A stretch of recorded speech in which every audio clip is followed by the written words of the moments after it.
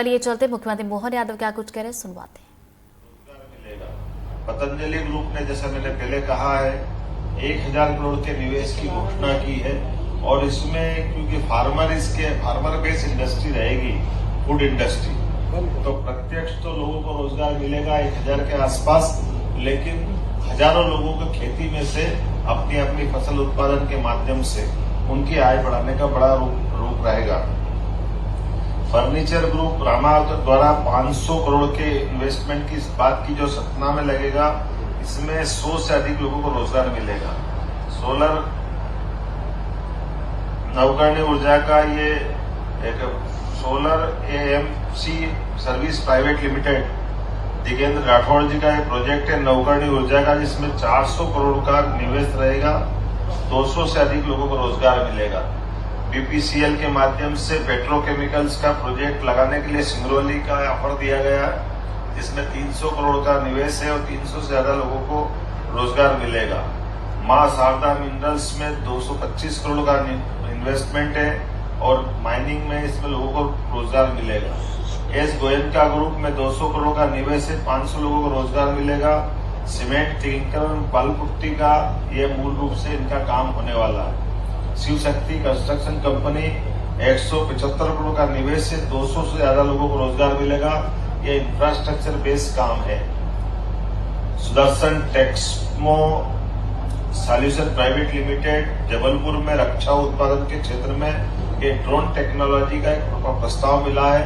100 करोड़ का आसपास का ये प्रस्ताव है, जिसमें 50 से ज्यादा लोगों को रोजगार मिलेगा।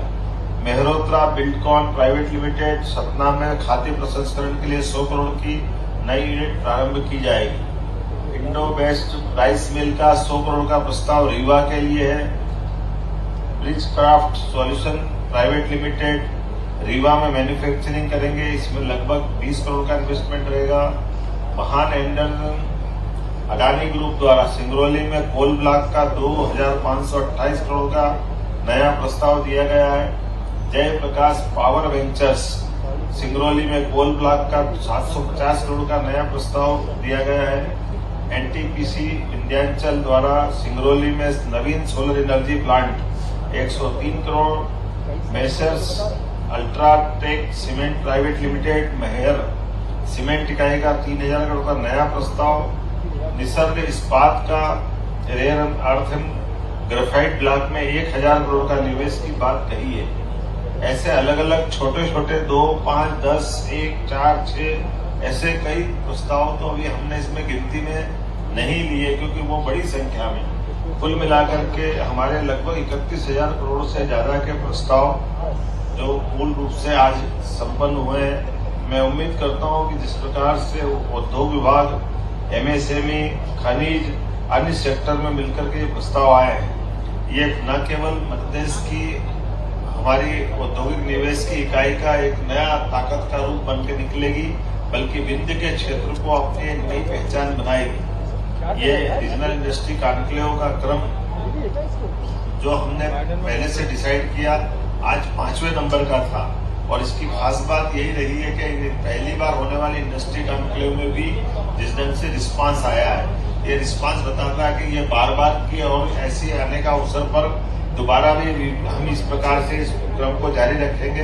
लेकिन हमने कहा कि हर संभागीय केंद्र पर ये जब क्रम जारी रहता तो प्रदेश के अंदर भी बाकी संभागों में भी इसी प्रकार से औद्योगिक निवेश की गतिविधियों का समान रूप से संचालन किया जाता है। इसलिए आज ही यहाँ से जब हमने ये कार्यक्रम किया है, तब पीथमपुर, इंदौर, उज्जैन, धार, जबलपुर, अन्य राज्य के हिस्सों में भी समान रूप से भूमि पूजन, लोकार्पण के वहां के जनप्रतिनिधियों के साथ वर्चुअल रूप से जुड़ करके, यहाँ तक कि बीते महीने जब सागर में हमने इन्वेस्टर मीट की गई, तो सागर के भी जो तत्कालीन समय में की गई एमओयू के आधार पर या निवेश प्रस्ताव लिए थे, उस आधार पर उनके कामों की गति लेते हुए एक व्यक्ति ने तो कहा कि 7 दिन पहले ही वो आया था और 7 दिन में उसको सारे क्लियरेंस हुए और उन्होंने अपने निवेश के प्रस्ताव दिए और आज उन्होंने अपना भूमि पूजन भी कर लिया।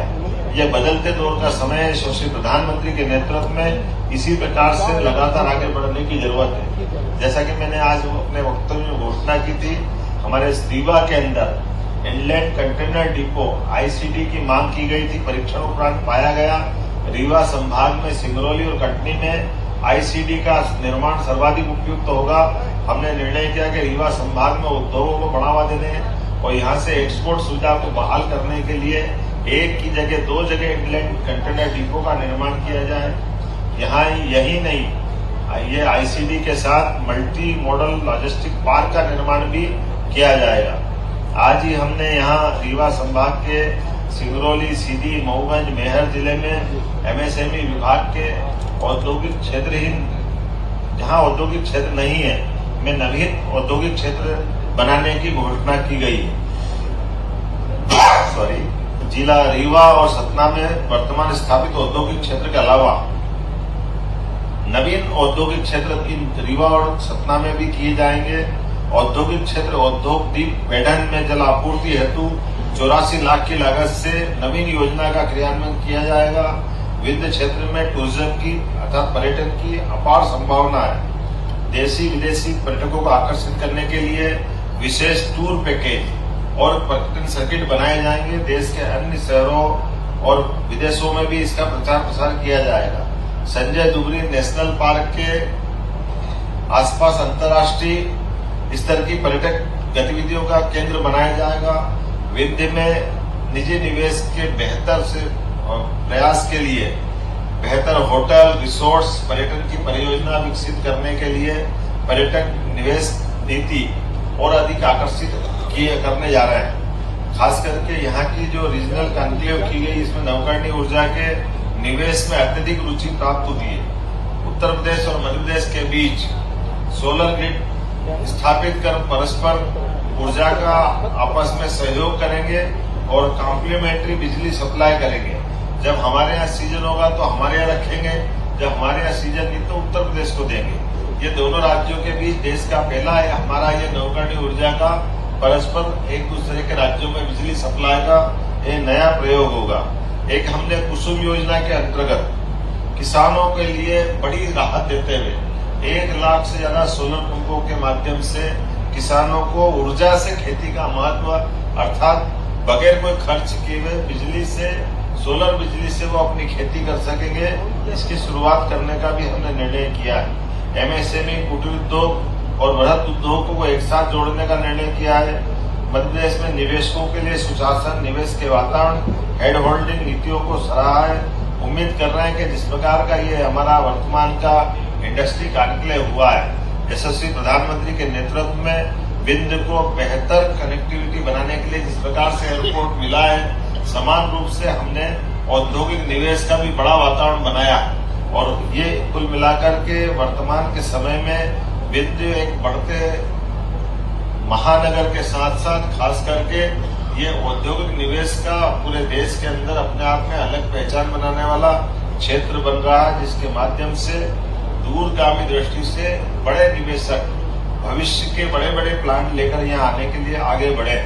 मैं उम्मीद कर रहा हूँ कि जिस प्रकार से मध्य प्रदेश में पूरे देश के उद्योगपतियों को आकर्षित किया है, विंध्य में भी उनकी इच्छा दिखाना, निवेश के प्रस्ताव देना, ये हमारी अपनी उस भावना को पुष्ट करने के लिए है जिसके लिए मध्य प्रदेश में वर्तमान में वातावरण बना हुआ है। एक बार फिर मैं आपकी इस प्रेस कॉन्फ्रेंस के माध्यम से सभी उद्योगपतियों को, सभी निवेशकों को धन्यवाद ज्ञापित करता हूं जिन्होंने इस सम्मेलन में भाग लिया। राज्य सरकार उद्योगपतियों और निवेशकों के साथ मध्य प्रदेश की जनता, खास करके हमारे युवा मित्रों के लिए जो हमारे आईटी के सेक्टर में भी आना चाहते हैं, हमने हर सेक्टर में युवाओं को महत्व देने के लिए, गरीबों को काम दिलाने के लिए, बौद्धिक क्षमता का अपने मध्य प्रदेश में उपयोग करने के लिए इंडस्ट्री कॉन्क्लेव की श्रृंखला प्रारंभ की है। इस माध्यम से ब्रेन ड्रेन की जो समस्या आती है कि हम अपने स्किल लेबर और बौद्धिक क्षमता वाले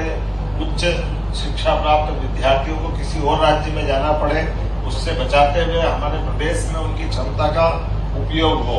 जैसे खास करके यहाँ आज ही हमने एक आईटी पार्क का भी भूमि पूजन किया है।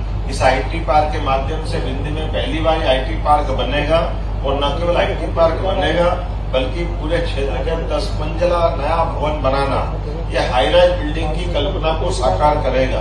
हाई राइज बिल्डिंग के माध्यम से इंफ्रास्ट्रक्चर के लिए एक नया दरवाजा खुलेगा। एक एक करके ऐसे कई काम हमारे द्वारा किए जा रहा है, जिसके माध्यम से हमारे क्षेत्र के युवाओं को काम मिले, विकास का नया पैमाना बने और हम सब मिलकर के मध्य प्रदेश को यशस्वी प्रधानमंत्री के नेतृत्व में डबल इंजन की सरकार के साथ आगे बढ़ा पाए। एक बार फिर मैं आप सबको धन्यवाद देता हूं।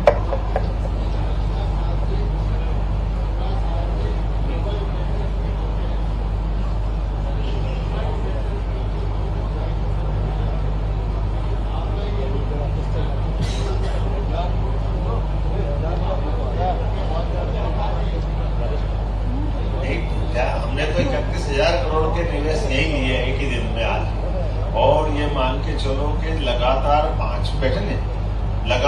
5वीं मीटिंग में जैसा कि मैंने बताया था कि 2,50,000 करोड़ के प्रस्ताव तो अभी तक आ चुके थे।